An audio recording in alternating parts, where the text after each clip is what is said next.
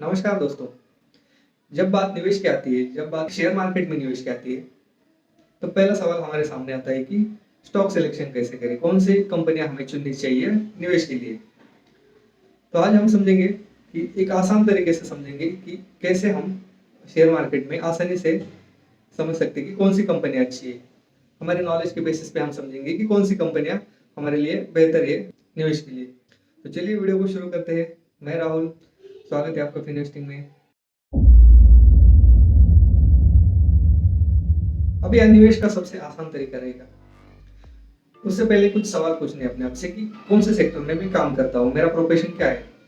जैसे कुछ एग्जांपल से समझते हैं हम। अब सेक्टर कौन से हो सकते हैं? बैंकिंग सेक्टर हो सकता है, एफएमसीजी हो सकता है, ऑटोमोबाइल हो सकता है, टेक सेक्टर हो सकता है या फिर आईटी सेक्टर होता है, एक्सेट्रा जो भी हो। अब मेरा सेक्टर क्या है? अगर कोई बैंकर है तो बैंक में काम करते हैं, तो उसकी कुछ तो नॉलेज रहती है बैंक के बारे में। चाहे भले बाहर की नॉलेज ना हो, लेकिन बैंक को उसको पता है कि अपनी बैंक क्या काम कर कैसे काम करती है, या फिर अपोजिशन जो बैंक से वो कैसे काम करती है, तो उसे कुछ तो नॉलेज रहती है। तो अगर उसे पता है कि मेरी बैंक अच्छा कर रही है, मैं जिसमें काम कर रहा हूँ, जिस बैंक में काम कर रहा हूँ वो अच्छा परफॉर्म कर रही है और सब कुछ ठीक है, मतलब कस्टमर का भी अच्छा रिस्पॉन्स है, लोन भी अच्छा रिपे हो रहा है, या फिर जो बैंकिंग सेक्टर के लिए बेटर होता है वो सब कुछ हो रहा है, उसके लिए वो एक अच्छा निवेश का ऑप्शन हो सकता है। अब और एक एग्जांपल लेते हैं। मान लो किसी की एफएमसीजी सेक्टर के बारे में बात करते हैं कि चलो किसी का रिटेल शॉप है, किराना की दुकान है, तो वो कैसे देखेगा कि कौन से प्रोडक्ट ज़्यादा बिकते हैं। अब उसे पता होता है कि मैं जो काउंटर पे जो चीज़ें ज़्यादा बेचता हूँ उसका माल उसे ज़्यादा भरना पड़ता है। तो उसे एक बात पता होती है कि ये चीज़ें या फिर ये प्रोडक्ट ज़्यादा बिकते जाते हैं, तो वो समझ सकता है कि ये कंपनी के प्रोडक्ट अच्छे हैं। अब इसमें कौन से है? अब इसमें कौन सी कंपनी है? आईटीसी है एफएमसीजी में, या फिर जॉनसन एंड जॉनसन है, या फिर गोदरेज भी है, हिंदुस्तानी यूनिलीवर है, एक अच्छे ब्रांड है एफएमसीजी में। कोई इंजीनियर भी है, तो इंजीनियर में भी बहुत सारे होते हैं, जैसे ऑटोमोबाइल इंजीनियर है तो उनके गाड़ियों के बारे में पता होता है कि कौन सी कंपनी की गाड़ियाँ बेटर है। चाहे वो अगर मारुति सुजुकी में काम कर रहा है तो उसे पता होता है कि अपनी गाड़ियाँ बेटर है या फिर टाटा की गाड़ियाँ बेटर है।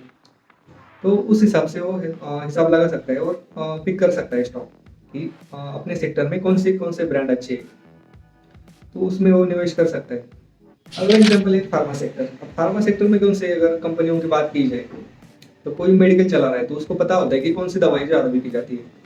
तो अगर कुछ दवाई कुछ कंपनियों के फार्मा कंपनियों की बात की जाए तो सन फार्मा है, ऐसे बहुत सारी कंपनियां हैं फार्मा की भी, तो उसे पता होता है कि कौन सी उनकी क्वालिटी अच्छी होती है, ड्रग अच्छे होते हैं उनके, या फिर कस्टमर की भी रिक्वायरमेंट रहती है कि ये मेडिसिन चाहिए, तो उस हिसाब से वो वाले स्टॉक पिक कर सकते हैं।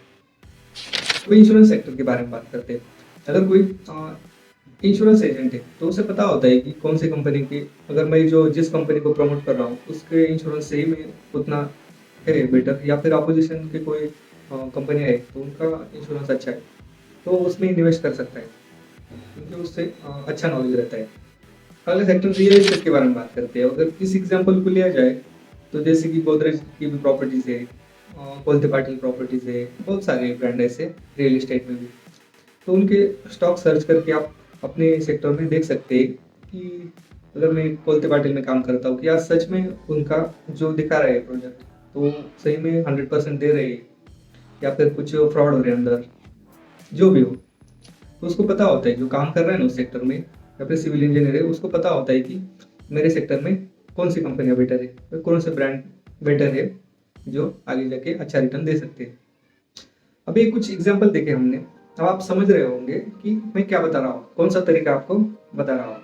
तो अगर आपको ये सवाल का आंसर मिल गया कि हमारा प्रोफेशन क्या, सेक्टर कौन सा है, तो अगला स्टेप क्या है कि गूगल जाके उसके बारे में थोड़ा सर्च करो। अगर आपने कुछ कंपनियां या फिर कुछ स्टॉक्स पिक किए तो आपको कुछ थोड़ा सा उनके बारे में और सर्च करना है, जैसे कि उनका प्रॉफिट एंड लॉसेस क्या है, डेप्ट यानी लोन है उनके उन पर कितना है, रिपे हो रहा है, पोजीशन कैसे ग्रोथ हो रही है या फिर डाउन चला जा रहा है।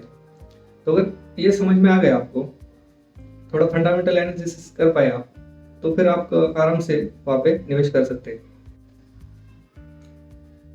अब आप स्ट्रेटजी तो समझ पा रहे होंगे, तो कुछ बातें मैं ऐड करना चाहूँगी यहाँ पे कि ज़रूरी नहीं है कि आप किसी सेक्टर में काम कर रहे हो उसकी ही आपको ज़्यादा नॉलेज है। आपको दूसरे सेक्टर की भी किसी को इंटरेस्ट होता है कि कुछ और भी जानकारी रखने का, तो उसे पता होता है कि उस सेक्टर में भी क्या चल रहा है। अगर मेरा सेक्टर बैंकिंग है, तो बैंकर को अगर थोड़ी कुछ और भी इंटरेस्ट है, जैसे कि रियल एस्टेट में इंटरेस्ट है, तो थोड़ी जानकारी रखता है कि या फिर उसको वो भी नॉलेज रखता है कि रियल एस्टेट में कौन सी ब्रांड अच्छे है, तो वहाँ पे भी निवेश कर सकता है। ज़रूरी नहीं कि अपने इसमें निवेश करना है, अपने सेक्टर में निवेश करना है। तो आज की वीडियो में बस इतना ही।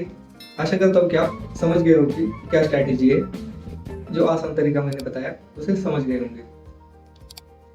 वीडियो देखने के लिए बहुत बहुत धन्यवाद। वीडियो को सब्सक्राइब कीजिए, लाइक कीजिए और शेयर भी कीजिए अपने दोस्तों के साथ।